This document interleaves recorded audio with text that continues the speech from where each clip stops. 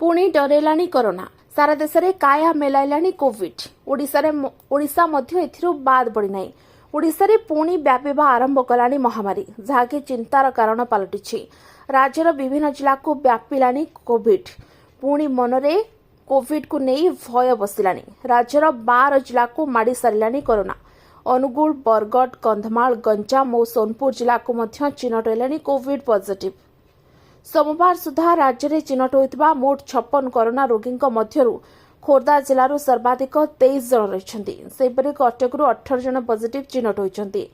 अन्यपटे महाप्रभु श्री जगन्नाथ रथयात्रा हेबाकु थिबार बेले पुरी जिलूर 3 जन कोरोना रोगी चिन्हट होइछन्ति। बालेश्वर, जगतसिंहपुर और सुंदरगढ़ जिलूर 2 जन लेखाएं कोरोना रोगी चिन्हट होइतिबा बेले केन्दुझर, अनुगुल, बरगढ़, कंधमाल, गंजाम और सोनपुर जिलूर जड़े लेखाएं कोविड रे आक्रांत होइछन्ति।